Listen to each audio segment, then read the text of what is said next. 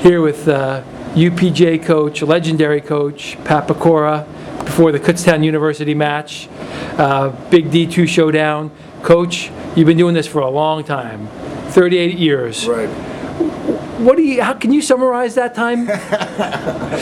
It's been my life, basically. I started at Pitt Johnstown at 22 years old when I got the job, and I was the head soccer coach, the head wrestling coach, taught physical education classes, did intramurals, and so the program was young. We had like 4 guys on the team. It was the second year of the program, and basically, I grew with the program grew with me. I mean, everybody looks back now and thinks I had some grand plan or something ahead, but I didn't. I just went out. I loved what I was doing. I enjoyed the young men I was coaching, and like I said, it grew with me. I grew with it, and we've turned it into a nationally acclaimed program, and I'm proud of that. It's been my life. Yeah, D2 powerhouse for a long time. Was Carlton House your first national champion? Carlton House, yes. Yeah. Our first national champion, and we won it 6 times. 6, right? I mean, no one's going to ever break that record, right? 3 Division II national titles and 3 Division I national titles, and yeah, the Carlton House story is a movie in its own right. Right. And then went on to, get drafted by the Pittsburgh Steelers, became an All-Pro guard, never played college football. Right. So yeah, he was a joy to coach. We're still very, very close. I love Carlton, and we go back a long way, and we stayed together, and so yeah, that was a good ride. Nice. Does he come back into the room? Yes. Well, he stops back in. He does. And I see him a lot. He's living in Johnstown, so we nice. see each other a lot, and get to watch his children grow up now. And he was my first babysitter, in fact. For real? Yeah, when my daughter was born, awesome. she was, so when me and my wife would go out, we'd have Carlton would come over and babysit, and when I would joke around with people, that's, oh yeah, you think you're tough? You couldn't even whoop my babysitter. That's awesome. He was a big teddy bear. I remember at States, he had all the little guys all over him. So you've been doing this for 38 years. Yes. Can you tell me how the sports changed during that time? Yeah, I think. Well, number one, it's just with the club teams now, and with everybody started at such a young age now. You got 5-year-olds that are wrestling across the nation. So over the years, it's just evolved. I mean, it's unbelievable now what young wrestlers can do.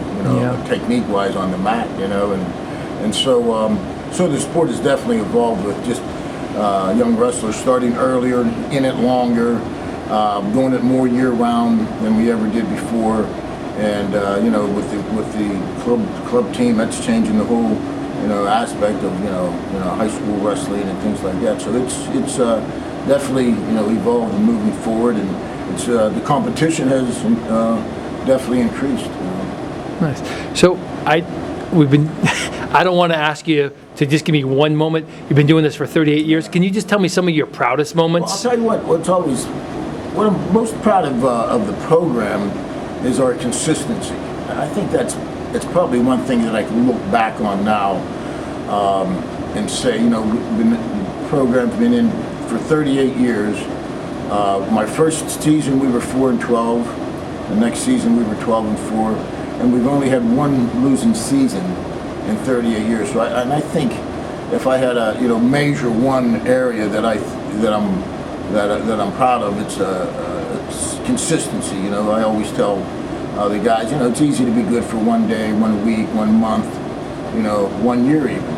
But can you be good every day, every week, every month, year after year after year after year after year after year after year, and do it for 38 years? And so I'm proud of the consistency of the program. The All-Americans, we've had, I think, 70-some All-Americans earn 140 All-American titles. We've had 10 national champions earn 17 national titles, and so I'm proud of that. We've won 2 national titles. Very proud of that. Yeah. We've won 20 regional championships. Proud of that. We've been in the top 5 in the nation 10 times. We've been in the top 10 in the nation 20 times. So I think it's the consistency and all that adds to the consistency. But every time a young man achieves that goal, I can remember my first All-American, Barry Gresham, when he achieved that goal, and I get that same feeling even now when that young man achieves something that you've worked hard to achieve, and he accomplishes something that he might not thought he could, and they did it together. I still get a huge kick out of that, and watching young men just mature and grow into good young adults that are that they be able to become good fathers and good husbands and good employees, and hopefully that's the kind of young men we're trying to produce, and hopefully the program through the years, and we've had a lot of them that come out. And my biggest joy is good. Now I'm going to weddings I'm going to 4, 5, 6 weddings a summer. And so, but when I ever go to a wedding, I see all my wrestlers that the former wrestlers, and they're still hanging around together. They're in each other's weddings. We have alumni wrestlers that are in each other's weddings that weren't even there at the same time. Really? That's awesome. So that's great to see. And so I always kid them. They all had the same dad. That's why. So, and that's what our program is. It's a family, and that's what my greatest joy is, seeing the young men achieve goals on the mat in the classroom, and then go out and turn into people you're proud of. That's nice. So that leads me to the next question is, this gives you a lot of happiness. What is it that you love about the sport? Well, I think the sport is just wrestling. You could go through more in one dual meet, one weekend, than you can in a whole year of any other sport. Just the emotion, the ups, the downs. It's a tough sport. It's a tough sport mentally, physically, and so you have to be a tough person to do it on every.